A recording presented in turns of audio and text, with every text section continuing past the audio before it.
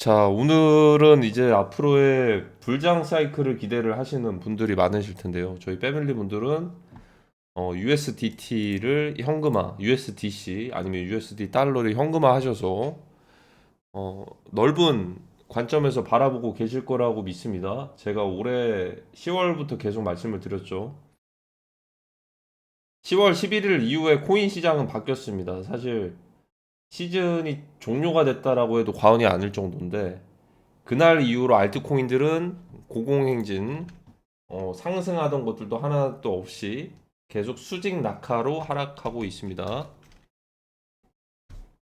그래서 여기서 더 중요한 게 있을 텐데 불장의 주체부터 알아야겠죠. 불장을 그러면 누가 만들어 주는 것부터가 굉장히 중요할 텐데요.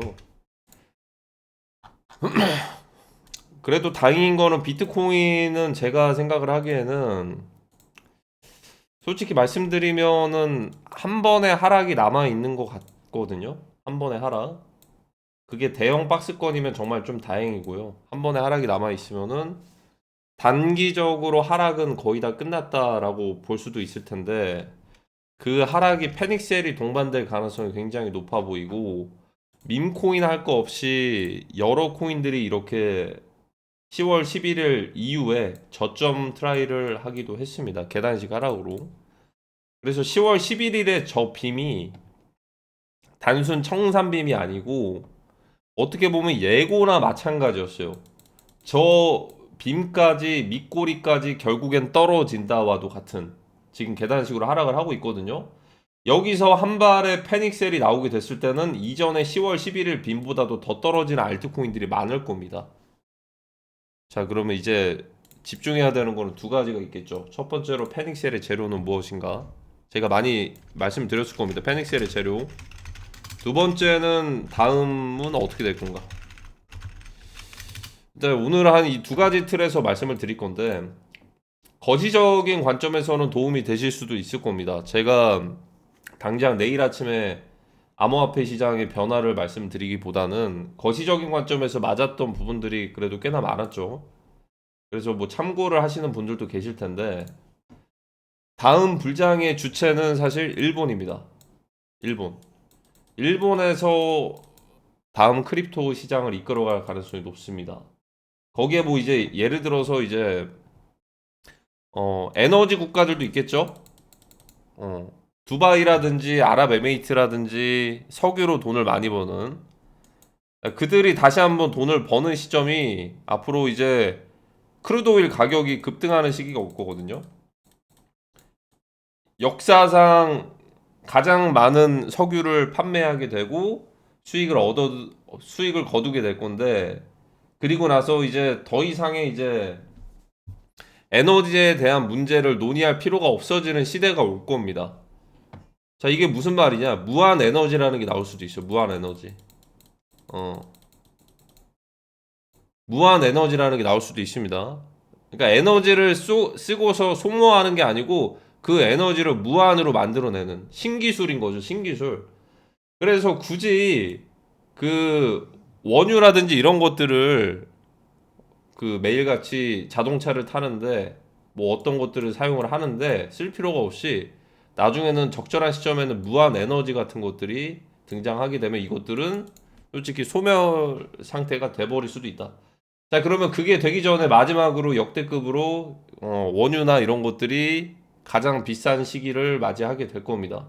앞으로 정말 좀 재앙 같은 일들이 오는 거죠. 자, 그 과정에서 먼저 첫 번째 시작은 일본에서 스테이블 엔화 올해 10월 달부터 출시 예정이라고 했죠. JPYC라고 하는 건데요. 이제 이 스테이블 엔화가 약 100조 가량을 3년에 거쳐서 발행하는 걸 목표로 한다고 합니다. 스테이블 엔화에 대해서는 어떻게 보면은 그 일본의 국채를 미국의 스테이블 달러와 좀 경쟁하는 것처럼 일본 국채에 대한 수요를 늘리면서 국채 보유에 대한 이자 같은 것들을 창출하는 목표라고는 하죠. 근데 이제 좀 다른 부분에서는 코인 시장에서 특히나 바이낸스 거래소에서 그 나라의 화폐가 그 상장되는 경우는 거의 없어요. BTC 페어 중에서 BTC, 이더리움 등등. 그러니까 예를 들어서 바이낸스의 KRW로 거래가 되지 않는단 말이죠. 근데 이제 JPY는 추가가 됐습니다. 언제부터? 작년부터. 작년 6월 달부터 JPY는 추가가 됐고 일본의 엔화를 가지고서 비트코인을 살 수가 있어요. 바이낸스에서. 아직은 위안화는 뭐 크립토 자체를 금지시켰으니까 중국은 한국도 크립토의 투자자들이 활발하지만 바이낸스에서 KRW로 비트코인을 살 수는 없다. 그래도 이제 뭐 여기에 JPY가 후보군에 들어간 거는 분명한 거는 일본에서의 스테이블 엔화와 어떠한 크립토를 연결시키는 뭔가의 유동성을 만들어낼 가능성이 높습니다. 그리고 일본 같은 경우에는 어떻게 보면은 버블 경제를 한번 겪기도 했어요. 버블 경제. 버블 경제를 겪었는데 이 버블 경제를 겪고 나서 이게 붕괴가 되고 잃어버린 30년이라고는 하지만 그때 버블 경제를 겪고 나서 겪었을 때 이제 해외 자산이라든지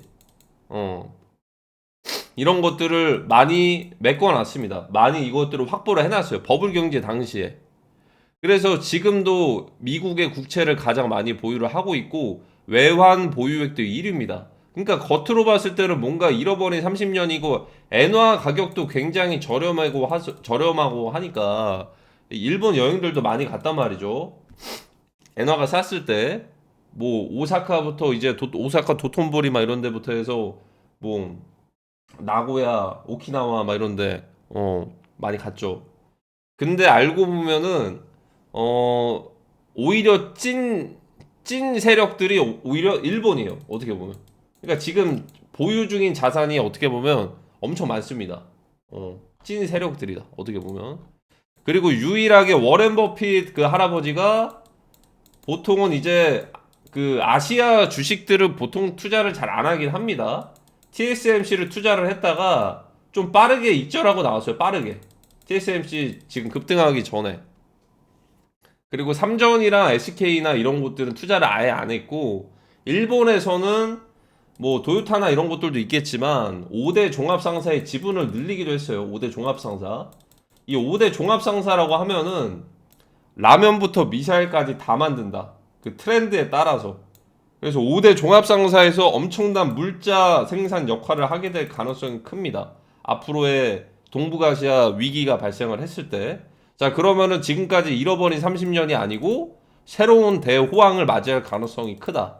자, 이거는 또 이제 부동산이랑도 관련이 있는데요. 그 나라의 경제를 예측하고 이런 지표가 되기도 하는 게 이 메인 거점 지역의 부동산도 굉장히 중요합니다. 부동산의 가격도 그 나라의 이제 전체 GDP 지수를 좀 표현해 줄 정도로 굉장히 중요한데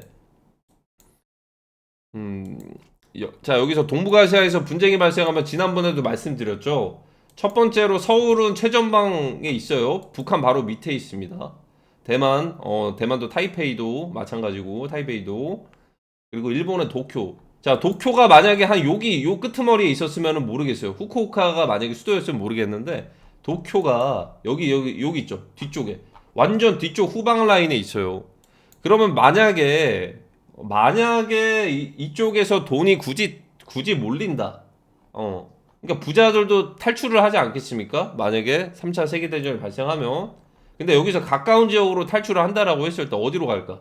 어디로 대피를 할까? 만약에 셋 중 하나라고 한다면 그냥 서울에 남아 있을까요? 아니면 타이페이 여기 대만으로 갈까요? 아니면 일본의 도쿄로 갈까요? 자, 근데 대만으로 가기에는 여기에 미군이 주둔하고 있는 건 아닙니다. 미군이. 필리핀도 마찬가지고. 그리고 솔직히 뭐 인프라나 이런 것들을 생각을 해보면 예를 들어서 이렇게 뭐 인도네시아, 필리핀, 파푸아 뉴기니 이런 것들 좀 굉장히 불편할 수밖에 없어요. 굳이 따지면 지금 성장하고 있는 베트남도 있을 텐데 베트남도 솔직히 말씀드리면 지금 태국이랑 캄보디아 지금 분쟁하고 있고 예전에 베트남 중국이랑도 한번 전쟁을 한 적이 있죠. 이쪽 동남아 지대에서 가장 이제 확전될 수 있는 위태위태한 지역이 바로 이제 라오스, 베트남, 캄보디아, 태국, 미얀마. 여기는 그냥 나중에는 확전될 수밖에 없는 구조적인 그런 부분들이 좀 이제 몰려 있죠. 언젠가는 동남아시아도 한번 쇼부를 볼 거거든요. 왜냐하면 동남아시아의 모든 부가 어떻게 보면 태국에 몰려 있어요. 그나마 베트남이 조금 따라오고 있긴 한데 실제로 동남아 사람들 중에서 이 태국에서 비하하는 단어가 뭔지 아십니까? 너 미얀마 사람이야? 너 라오스 사람이지? 거기도 생김새가 우리 그 한국이랑 대만이랑 일본, 중국, 북한 다 비슷한 것처럼 여기도 동남아 사람들도 좀 생김새가 비슷하단 말이죠. 그 유전자가. 그래서 막 놀리는 거예요. 놀리는 게 뭐냐? 태국 사람들끼리도 너 미얀마 사람이야? 라오스 사람이야? 뭐 베트남까지는 아닌 것 같아요. 너 캄보디아 사람이야? 이렇게 둘러싸여 있는 곳들 있죠. 여기. 요 둘러싸여 있는 곳들의 그것들을 말을 하며 마치 비하하는 것처럼 들린다고 합니다. 서로 놀릴 때. 자, 그러면 이제 암묵적으로 대놓고 표현을 안 하겠지만 이게 SNS 사이에서도 보이지 않는 기싸움들이 당연히 있어요. 이게. 여기는 유독 더 심합니다. 여기는. 그래서 암묵적으로 여기서 어떻게 보면 이 예를 들어서 태국보다도 잘 못 사는 나라들은 약간의 열등감 같은 것들이 당연히 있다. 미얀마, 라오스, 캄보디아 여기 둘러싸여 있는. 왜냐면 여기가 어떻게 보면 가장 인프라 발전이 잘 됐고 가장 잘 사는 국가거든요. 태국이. 이들도 이번에는 전쟁 상황에서의 이 전투력을 올릴 수도 있어요. 지금의 캄보디아를 시작으로 이 라오스랑 미얀마까지도. 특히나 미얀마랑 라오스랑 캄보디아 같은 경우에는 중국 쪽이랑 그 직접적인 연결고리가 있죠. 자, 근데 아이러니하게 또 이제 베트남 같은 경우에는 예전에 중국과의 전쟁을 하기도 했고 베트남 전쟁 끝나고 베트남 전쟁 전이었나 끝나고였나? 어쨌든 중국과의 전쟁을 하기도 했고 무엇보다도 스타링크를 베트남에 도입을 할까 말까로 하면서 여기는 또 중립 포지션이야. 어떻게 보면 지금. 그러니까 아이러니하게 공산주의여서 그냥 무조건 중국인 것 같아 보여, 중국이랑 연결되어 있는 것처럼 보여도 중국이랑 연결되어 있는 곳들은 굳이 따지면은 미얀마랑 라오스랑 캄보디아고 베트남은 여기서 나름대로 이 해상권 여기 해상 라인이 좀 이제 개방이 되어 있잖아요. 남중국해도 있고 필리핀이랑 같이 이렇게 연결이 되어 있는데 여기는 아이러니하게 베트남을 누가 확보를 하냐에 따라서 이제 앞으로의 세계대전 레드팀 블루팀에서 굉장히 좀 중요한 나라가 되겠죠.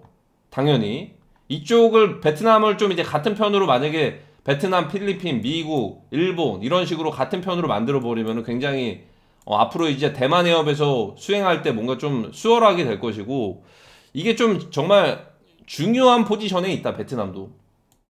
태국은 그 사이에 미얀마랑 라오스가 아직은 시작을 안 했지만 이쪽 지역에서 확전할 가능성이 굉장히 높을 수도 있는데 그래도 미얀마 같은 경우에는 트럼프 대통령에게 그 군부 세력들이 그 쿠데타를 지금 일으켜서 군사 독재 지금 하고 있죠. 약간 샤라웃을 했기 때문에 일단은 좀 지켜볼만 합니다.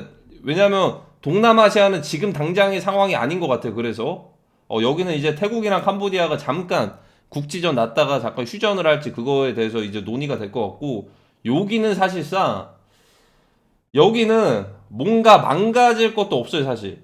그러니까 파괴되고 재창조가 될 것도 없습니다. 사실상 굳이 따지면은. 그러니까 중국이랑 대만, 한국 여기 일본 이렇게 비교를 해보면은 가장 큰 국제 정세에서 충돌이 있을 만한 곳은 동북아시아가 먼저다. 여기는 사실 자연스럽게 나중에 확전이 되는 거지. 그 3차 세계대전 될 때나 시동을 거는 거지. 그 첫 번째 시작은 동북아시아가 될 가능성이 크다. 그래서 이제 높은 확률로 제가 이거 왜 말씀을 드렸냐. 만약에 굳이 따지면은 이 부동산의 자산들이 어디로 몰리겠냐. 아시아 쪽에서. 도쿄로 몰릴 가능성이 큽니다. 일본은 잃어버린 30년이 아니고 다시 잃어버린 30년이 아니고 되찾는 이제 대호황 시기를 겪을 가능성이 크다. 동북아시아에 분쟁이 발생하면 발생할수록 더 큰 호황을 맞이할 가능성이 큽니다. 그리고 이제 미군도 이제 주둔하여 있는데 미군은 한국도 주둔하여 있고 주일미군 기지에 이제 일본도 주둔하고 있는데 굳이 따지면은 여기 평택에 있죠. 평택. 그리고 이제 수도가 이제 서울이고 도쿄라고 한다면 미군이 백업되고 있는 상황 속에서 굳이 부동산에 어디로 돈들이 쏠릴까? 자본가들이. 그럼 당연히 도쿄로 쏠릴 가능성이 높다라고 생각이 듭니다. 도쿄로. 도쿄. 여기 이제 평당 나중에 3억씩도 될 거예요. 3억씩도. 뉴욕처럼 될 겁니다. 뉴욕처럼. 그래서 잃어버린 그 일본의 30년이 이제는 다시 되찾게 될 것이다. 5대 종합상사가 풀가동으로 돌아갈 것이고 간접적으로 물자 지원이 됐던 예를 들어 IMF랑 비슷한 상황이 되더라도 간접적으로 그것들을 지원을 해줄 수도 있을 것이고 이런 포지션에 있는 게 지금 일본이다. 일본과 척을 지면 굉장히 힘들어지게 될 겁니다. 앞으로 군사적이 됐던 아니면 경제적이 됐던. 그래서 아마 높은 확률로 지금의 이제 막강한 이제 그 군사력이 좀 제지가 된 상태에서 억제가 된 상태에서 막강한 힘을 다시 한번 키웠던 게 일본이다. 하지만 이거는 결코 뭐 이제 이 중국과 일본 사이에서의 분쟁, 이 치열한 분쟁 과정에서의 중간에 껴있는 우리는 그렇게 좀 좋은 포지션은 아니겠죠. 그래서 이제 뭐 약간 각자 도생의 그런 시대가 올 것 같고, 무엇보다도 이거를 누군가가 좀 책임져 주지는 않는 시대가 올 거거든요. 예를 들어 금융위기가 오던 은행이 뱅크런을 하던 뭐 전세 사기도 마찬가지로 전세금 넣었는데 그 전세금 받은 사람이 뭐 갭 투자를 하거나 이렇게 돌려막기식으로 투자했는데 그 투자했던 것들이 손실 나가지고 이 전세 자금이 뭔가 좀 이제 빵꾸가 나버리면 그로 인해서 지급 불능이 돼버리면 그 만긴 날에 그게 곧 전세 사기라고 불리잖아요. 뭐 그런 것처럼 뱅크런이 나거나 뭐가 나거나 이렇게 했을 때 그거를 보상받을 수가 없는 상황이 올 수도 있어요. 그러면 좀 신중하게 생각을 해보셔야 되는데, 예를 들어 저는 이거를 추천드리고 싶습니다. 예를 들어 만약에 골드를 산다. 뭐 지금 많이 오르기도 했지만 만약에 굳이 산다면 은을 산다. 달러를 산다. 자, 이거를 왜 실물로 사야 되냐? 실물. 어. 저는 이거 실물도 굉장히 좀 위험할 수도 있다고 보입니다. 차라리 이거를 토큰화된 걸로 사세요. 토큰화된 걸로. 크립토에 토큰화된 게 있거든요. 토큰화. 그러니까 달러가 토큰화된 게 USDT랑 USDC입니다. USD1도 있고 트럼프 대통령 재단에서 발행했던. 골드는 팍스골드도 있을 것이고, 은은 이제 곧 조만간 출시가 될 거예요. 그리고 지금 미국의 주식들도 토큰화가 되고 있죠. 바이낸스부터 거래소들 토큰화 주식들 많이 준비들 하고 있을 겁니다. 자, 그래서 이제 모든 자산들을 굳이 따지면은 이제는 기존 자산을 디지털 자산으로 바꿔야 될 수도 있어요. 이거 바꾸지 못한다? 이거 만약에 못 바꾸잖아요. 그냥 소각될 수도 있습니다. 이게 소각이라는 게 소각이 삭제되는 거잖아요. 이게 무슨 말이냐면, 그러니까 뱅크런이 나도 이게 삭제가 되는 거 아닐까요? 그러니까 만약에 어떤 은행이 터졌어요. 뭐 PFP 대출이나 이런 것들 대출들이 많이 나갔는데 이게 상환이 안 되는 거야. 상환도 안 되고 외환 보유액도 부족한 상황에서, 그리고 금리까지도 좀 동결금리라서 이제 은행에 예금하는 이자도 없어요. 예치자들도 없어. 그러다 못해서 이제 파산을 했는데, 그러면 예금 기존에 했던 사람들 보상 못 받거든요. 이런 게 사실 뱅크런이라고 불리기도 하겠는데 이게 소각된 거죠. 예를 들어 이 은행에다가 만약에 예치를 해놨으면 돈을 못 받아. 이게 소각이죠. 그러니까 이것도 있고, 뭐 아니면 금융사고 같은 것들도 많이 나잖아요. 금융사고가 어떻게 나죠? 은행 직원이 그 고객이 있어요. 고객이 뭐 10억이나 20억 몇 억씩을 예치를 했는데, 그거를 예금된 것처럼 속여서 본인 통장으로 빼버렸어요. 통장으로. 그 본인 통장으로 빼가지고 그거를 코인이랑 주식에다 투자했는데 다 날려버린 거예요. 그래서 그리고 나서 자백. 자, 그러니까 한 일개 직원도 이렇게 할 수도 있는데, 뭔가 모종의 뭔가 3차 세계대전 과정에서 이런 금융 사고가 더 큰 일들도 발생할 수도 있겠죠. 뭐 이런 식으로 되면은 고스란히 삭제가 될 수도 있다. 그러면 그거를 좀 보존하기 위해서는 세 가지가 있어요. 세 가지. 세 가지도 아니다. 그냥 자산군을 굳이 따지시면 실물 자산을 가질 필요가 없어요. 뭐 가지실 분들은 가지시겠는데, 이거를 그러니까 왜 예를 들어 그냥 기존에 달러가 있으면은 달러를 왜 실물로 보유하냐 이거예요. 이걸 왜 증권사에다가 달러를 보유하냐 이거야. 이거는 너무 1단계만 바라본 거죠. 그러니까 원화를 대신해서 원화보다 달러 바꾸는 거 그게 괜찮을 수도 있어. 예를 들어 원화 가치가 떨어질 수도 있으니까. 근데 그것까지 바꾼 거는 1단계. 2단계, 3단계는 그걸 왜 그냥 달러를 왜 증권사에서 보유를 해야 돼? 증권사가 뭔가 뭔 일이 생길 수도 있잖아. 이렇게 될 수는 있는 거고. 만약에 증권사가 뭔 일이 안 생겨도 그러면 이거 실물로 가지고 있으면 되겠다. 달러를. 근데 실물로? 너무 좀 번거롭잖아 이거. 아니 이걸 어떻게 뭐 가방에다가 싸놓는 것도 아니고, 그러면 실물로가 아니고 이거를 실물 달러가 토큰화된 게 바로 스테이블 달러구나. 자, 이런 식의 움직임이 전 세계적으로 많아질 겁니다. USDT, USDC 이런 것들 스테이블 달러. 자, 이거는 실물 달러를 토큰화한 거예요. 자, 그럼 반대로 또 이런 것도 마찬가지예요. 이게 골드도 마찬가지, 금도 마찬가지고, 은도 마찬가지고, 주식도 마찬가지고. 주식도 이거 토큰화된 거를 가지고 있을 수가 있어요. 그러면 뭐 이런 얘기들도 있기는 하죠. 뭐 이제 아니다, 이거는 뭐 여기까지만. 뭐 양도세 관련된 그런 건데, 아직은 뭐 이게 너무 좀 이제 좀 제한적이긴 하다 보니까 이런 식으로 준비를 하는 게 좋을 거다라는 생각이 듭니다. 자, 그래서 이제 남아 있는 거는 솔직히 말씀드리면은 저도 시기는 모르겠으나 개인적으로는 한순간에 벌어질 가능성이 크다. 이건 늘 항상 생각을 하셔야 됩니다. 음, 한국이 한반도가 노아의 방주가 될 것인지 소돔과 고모라가 될 것인지 저는 모르겠어요, 솔직히. 과연 노아의 방주일까 이런 생각이 듭니다. 그게 뭐였지? 뭐 쳐보려고 했는데. 맞아요. IMF 시기 날짜. IMF 외환위기가 1997년 11월 21일이 IMF 외환위기 선포된 날이었거든요. 11월 20일 날 어떤 일이 있었는지 한번, 그 전날이거든요.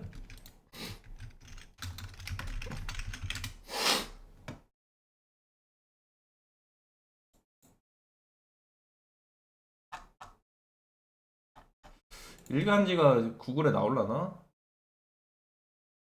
어,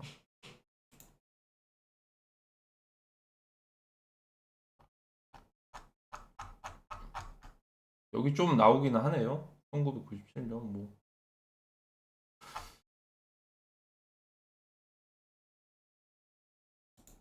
외신들의 경제 흔들기.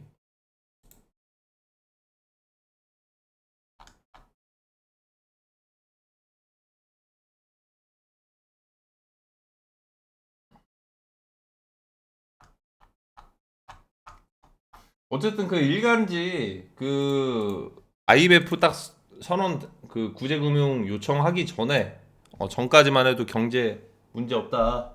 이게 그 외국인들의 흔들기다 이렇게 했었는데 실제로 터지기도 했는데, 근데 그때 그런 것도 있기는 했어요. 환율 공격이 실제로 있기도 했어요. 환율 공격이. 환율 공격. 이게 이제 그 바트부터 시작을 해서 동남아부터 시작을 해서 동남아랑 이제 한국이랑 실제로 이게 성공적으로 환율 공격이 성공을 했고, 이로 인해 지분들이 많이 그 외국인들에게 이제 많이 넘어갔죠. 그래서 지금 한국이랑 태국이랑 이렇게 발전이 된 게 괜히 발전이 된 게 아닙니다. IMF 이후에 발전이 됐어요. 근데 이제 그거를 어떻게 보면 세력 간의 싸움에서 지금 어 리셋 사이클로 가는 건지 이렇게 보는 거죠. 과거에 이제 구제금융 왔던 IMF, 제2의 IMF처럼 갈 것 같지는 않고요. 그러니까 지금 무난하게만 보면 그렇게 되겠죠. 지금 무난하게만 보면. 그러니까 결국에는 이제 환율을 이거 USD KRW 차트를 한번 보시면 최근 들어서 이제 주봉이 굉장히 이거 두터운 거 보이시죠? 이게. 음. 이게 언제부터냐면 12월 8일 이후에 이게 굉장히 진하죠. 와리가리 치면서 이렇게. 전에 보시면은 차트가 그런 것은 없어요. 많이 보이시죠? 많이 없죠. 근데 최근 들어서 이거 보이시잖아요. 이게 환율을 방어하고 있는 거거든요. 그 외환 보유액을 매도를 하던 이걸 해가지고 그걸 KR도를 바꿔가지고 이걸 방어를 하고 있는 거. 이거 윗꼬리 아랫꼬리 보시면 예전에 게임스탑 차트 같아요. 게임스탑. 예전에 GME가 실제로 그랬거든요. GME 차트가. 이거 와리가리 치는 거 보이시죠? 이 위아래로. 이게 방어를 하고 있는 겁니다. 이게. 그만큼 이게 결국에는 뚫리게 됐을 때는 뭐 걷잡을 수가 없어지겠는데, 지금은 차트 해설 안 나오는데 예전에 한 500달러였나? 그때 위아래로 엄청 막 박스권에 엄청 위아래 엄청 흔들렸습니다. 이때 막 요로 일봉 차트로 봤을 때는 그게 있을 텐데 GME 일봉 차트. 그러니까 뭔가 좀 이상하다라는 거죠. GME 1분 차트가 아마 옛날 게 있을 텐데 1분봉. 여기 있다. 있네. 있네요. 자, 이거 보시면 여기 보이시죠? 정규장 종료 직전의 차트 위아래 이거 지금 그 뭐냐? 이거 KRW랑 좀 비슷하죠? 그러니까 뭔가 큰 움직임이 있기 전에 뭔가 좀 이상한 전조 증상일 수도 있는 거죠. 위아래 이렇게 움직이는 게. 오늘 좀 굉장히 디테일한 것들 말씀드렸습니다. 이거 위아래 이거 보이시죠? 이거 환율 방어하고 있는 겁니다. 이게 이렇게 GM이랑 똑같이 이렇게. 그래서 이거는 사실상 그게 있을 텐데 지금 상황에서 KRW의 수요를 만들어내는 방법 중에 하나는 원래 딱 하나가 있긴 했죠. 외교적인 문제 말고 그냥 금리를 어느 정도 인상을 했으면은 KRW 이자를 받기 위해서라도 한국의 국채를 가지면서 이런 외국인들이 많이 늘어났을 텐데 금리가 동결이 됐었고, 그렇다고 해서 이거를 지금 당장 금리를 인상하기에는 부동산이 터질 것이고, 참 진퇴양난이죠 완전히. 그러니까 어쩔 수 없이 지금은 다가오는 상황들을 지켜볼 수밖에 없는 상황이 되겠네요. 그러니까 이게 무슨 말이냐면, 그러니까 분명히 그 북한의 미사일이 날아올 걸 알고 있어요. 그리고 날아오는 것까지 생중계를 하는 거야. 언론사에서 막 생중계를 하는 거예요. 북한의 미사일이 고도 몇 미터에서 몇 미터까지 지금 한국을 향해서 서울을 향해서 날아오고 있다. 근데 날라는 오고 있는데 그걸 막을 수가 없는 거야. 그러니까 오고는 있어요. 오는 걸 또 생중계까지 하는데 이거를 뭐 아이언돔이 됐든 뭐가 됐든 이런 것들로 요격을 해야 되는데 요격을 못 하는 상황인 거지. 그러면은 이제 어떻게 해야 되냐? 어느 지점에 떨어져? 일단은 거기를 빨리 벗어나야겠다. 이거랑 마찬가지다. 지금 KRW가 지금. 그러니까 그거랑 마찬가지예요. 그러니까 어쨌든 이거는 무조건 환율 방어가 안 되고서 터질 게 분명한데 알고는 있는 건데 날라오는 게 알고는 있는 거예요. 이제 미사일이 날라오는 게. 그러면 이거를 좀 피해야겠죠. 이걸 피하려면 어떻게 해야 되죠? KRW를 일단은 USD로 바꾸고 USD를 USDT나 USDC 이런 것들로 바꿔야겠죠. 일단은 미사일은 피할 거면. 지금 딱 그런 상황이다.